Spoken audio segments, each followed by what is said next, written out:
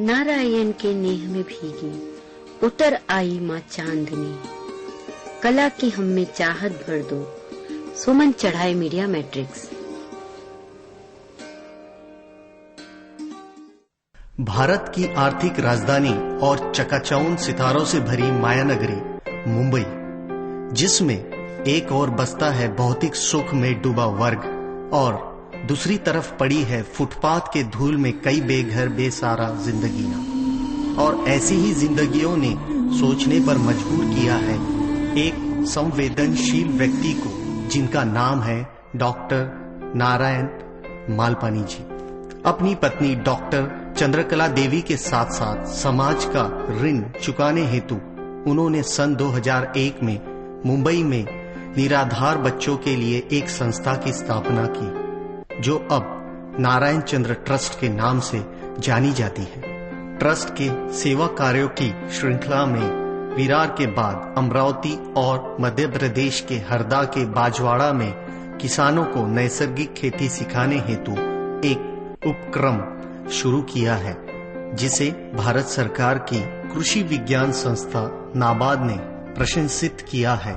तो चलिए आपको ले चलते हैं हरदा, जहां श्री दीपक सचदेव, जो बरसों से नैसर्गिक खेती का प्रशिक्षण किसानों को दे रहे हैं और गांधी जी के नारे पर अमल कर रहे हैं कि देश का विकास गांव के किसानों से होगा। हरदा में हम लोग ऑर्गेनिक फार्मिंग का काम कर रहे हैं। आजकल लोग फर्टिलाइजर, पेस्टिसाइड वगैरह बहुत वापर करके जमीन को खराब कर रहे हैं। जो रियल बैक्टीरिया है वो मर रहे हैं और उससे अनाज पर प्रोडक्शन में वगैरह बहुत फर्क पड़ता है। इस हिसाब से ऑर्गेनिक खेती के एडवांटेजेस बहुत है और वो लोगों को सिखाने के लिए हमारा अटेम्प्ट है।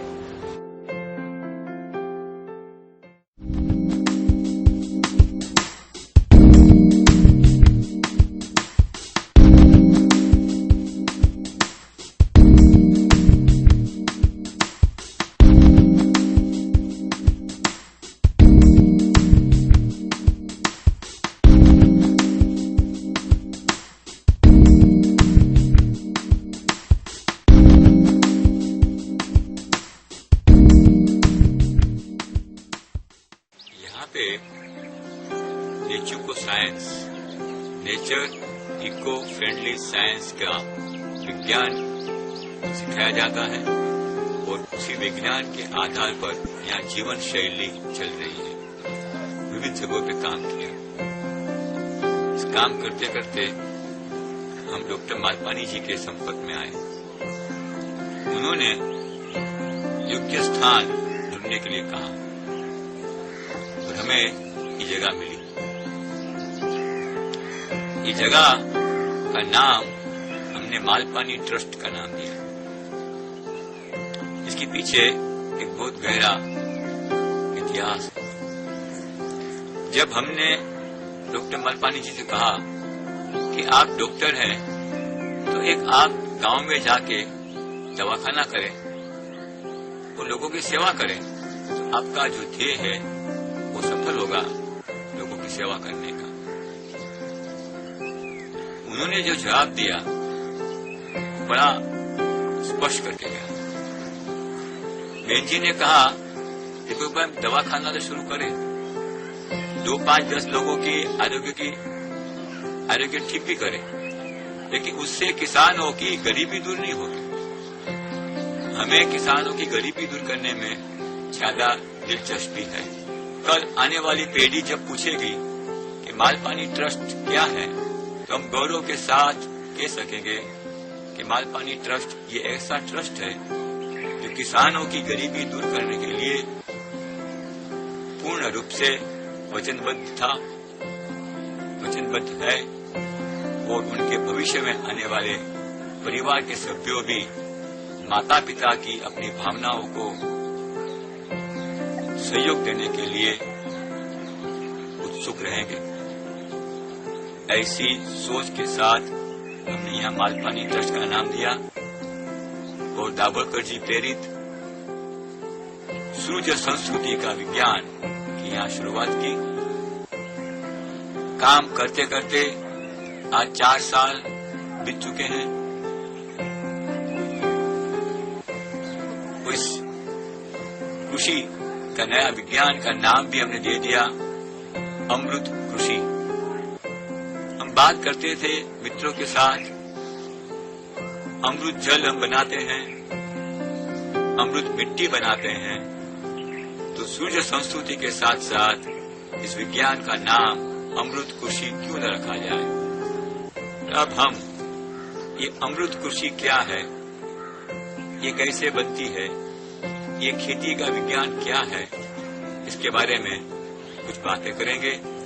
और दुनिया में जो अलग अलग प्रकार की खेती के विज्ञान हैं, उस विज्ञान के साथ ये अमृत कृषि विज्ञान का स्थान, उनका महत्व क्या है, उसके बारे में भी कुछ बात समझने की कोशिश करेंगे।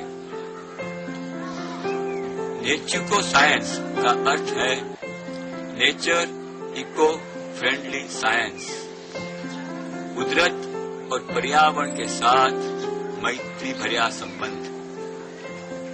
तो हमें हमारे पौधों के साथ, अपने वृक्षों के साथ भी मैत्री करनी है। उसे कब खुराक चाहिए, कब पानी चाहिए, कहाँ चाहिए, किस रूप में चाहिए, ये सभी बातों का अभ्यास ये अमृत कृषि के अंदर, ये सूर्य संस्कृति के अंदर, ये नेचुको साइंस के अंदर समावेश किया गया है। तो पहले हम समझे कि अमृत कृषि के अंदर की 2-3 बातें। सबसे पहली बात आती है नेचुको साइंस के अंदर, वो है मिट्टी। दूसरी बात है घटा, कैनपी, और तीसरी बात है जड़ें, रूट। तो हम पहले मिट्टी को समझे। मिट्टी पौधों के लिए माँ के समान है।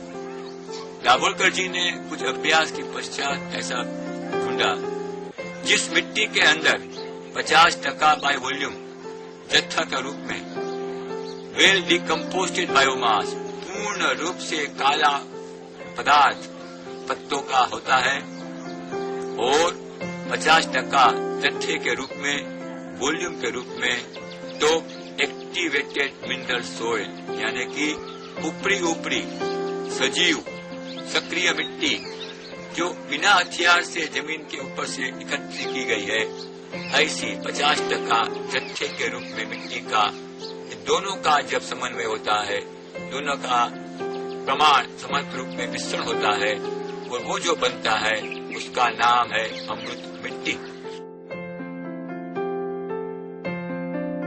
अमृत जल बनाने की प्रक्रिया एक आनंद की विधि बन जाएगी। सबसे पहले हमें 10 लीटर पानी लेना है। यहाँ पे आप देख रहे हैं कि ये बकेट बाल्टी के अंदर 10 लीटर पानी भरा हुआ है। इस 10 लीटर पानी में से हम लोग 1 किलो ताजा गोबर है, ये 50 ग्राम फूल है, और ये 1 लीटर गोमूत्र है। तो हम सबसे पहले गोमूत्र को 10 लीटर पानी में मिक्स कर देंगे। गोमूत्र के अंदर एसिड भी है। एसिड तत्वों को जमीन के अंदर की मिट्टी को घुलन करने में, घुलनशील करने में उपयोगी बनेगा। ये जो बना दवाई, इनमें से कुछ भाग हम लेंगे। यहाँ पे ये 1 किलो जो गोबर है उसका पहले बिल्कुल एक अच्छी सी पेस्ट बना लेंगे। उसको एक पूर्ण रूप से मिश्रण बना देंगे। आप देख रहे हैं कि इसको मैं पूरा अभी पेस्ट बन चुका है। इसके अंदर 1 ग्राम के अंदर 33 करोड़ सूक्ष्म जीव हैं। ये सूक्ष्म जीवों की संख्या और बढ़े, इसीलिए हम भी है अपनी उसके अंदर डालेंगे। ये 50 ग्राम देशी गुड़ है।